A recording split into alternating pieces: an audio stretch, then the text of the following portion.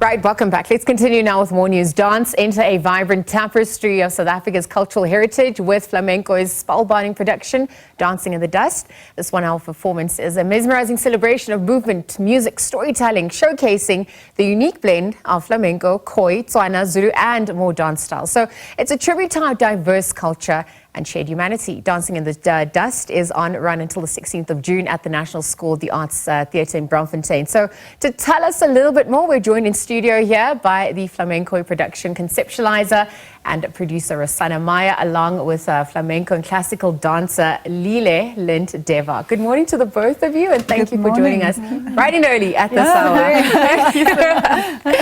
Rosanna, let's start with you, the inspiration behind this production and the infusion of what makes us loudly and proudly South African. Absolutely. You know, flamenco actually it's a hybrid art form that I had started and ended up going to Spain and doing all sorts of things. And on returning to South Africa, I wanted to find my own identity with it. And I realized just how relative it is to our local cultures and traditions and how many similarities, etc. there are. So I was very fortunate to meet Pinky Ramachole, who's Khoi. He's been up in Botswana. And we collaborated and we sort of compared notes and went, oh my gosh, there's so many similarities.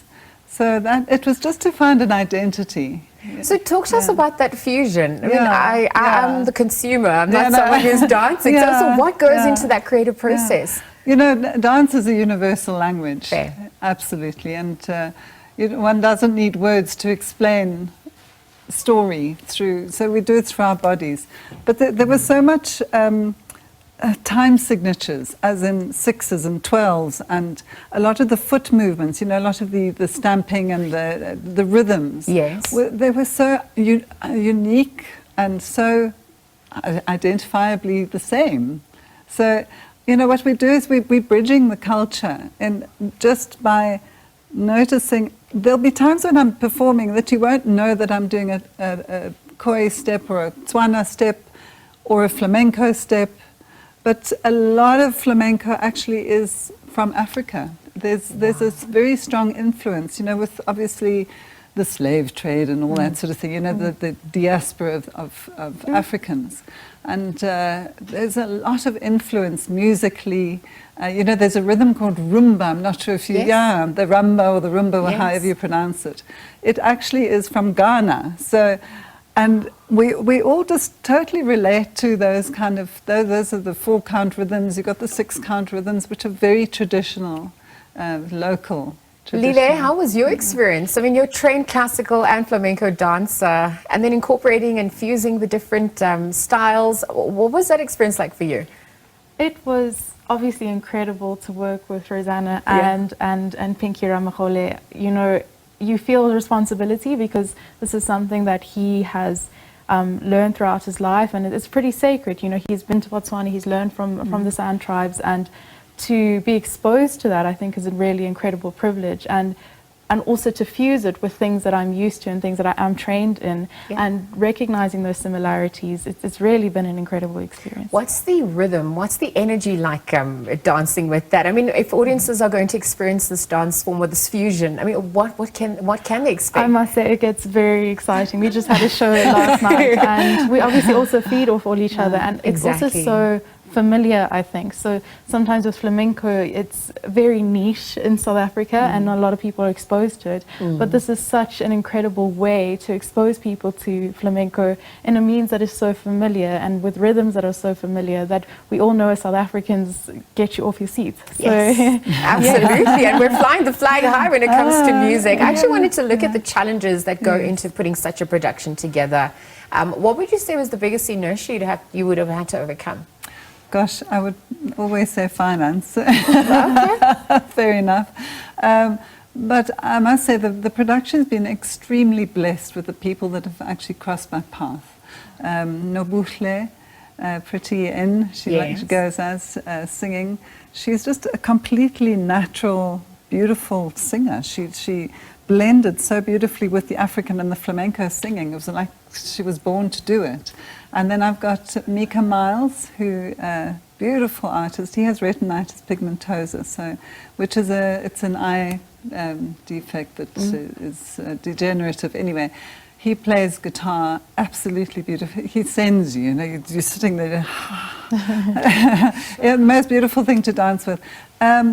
Some of the challenges were probably definitely coming from different parts, transport, just usual day-to-day things with getting people together.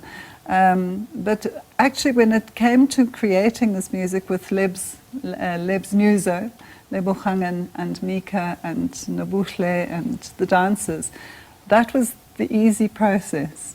Yeah, they just, everybody pulled together, and as Leela says, we feed off each other. Yeah, Rosanna was, giving us some history lessons as well, saying that the rumba is actually from Ghana. What was that cultural exchange like for you as well, immersing yourself in the experience? Well, I am from the National School of the Arts, so being exposed to a diverse set of skill sets, it's very familiar, and I'm very grateful that it's been familiar in my life. So you do sort of feel like you're at home, and I think that's really cool in South Africa, that does feel at home. I think that's the goal, that, it's a norm to be exposed to these different cultures. So yes, as I said, just a huge privilege. Yeah, unity in diversity. Absolutely. Rosanna, let me wrap up with you and just look at it being Youth Month, working with the youth and sort of just looking at the future that looks bright and vibrant and energetic. What was that experience like for you as well? Well, it's an ongoing experience. Yes. It's certainly something that we're sharing with the community, inviting the students to attend, giving workshops.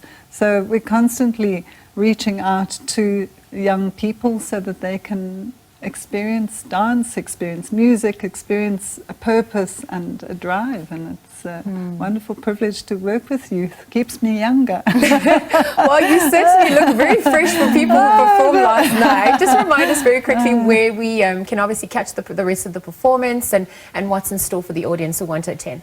So we have 2 performances today and 1 tomorrow, 1 at 3 today and tomorrow, and an evening performance at 6 o'clock tonight at the National School of the Arts in Braamfontein, the National School of the Art Theatre, and you can book via web tickets. Okay. Yes. And get at the door. Yes, okay, all right, great. Well, thank you for joining us bright and early. Thank you so much for sharing your passion. Your eyes are aglow as you're speaking about it. So refreshing to see. We'll leave that conversation there for now. Flamenkhoi production conceptualizer, producer Rosanna Maya, along with flamenco and classical dancer Lile Lint Deva, just really chatting to us about the Flamenkhoi spellbinding production. It's called Dancing in the Dust. It's currently taking place until the 16th of June.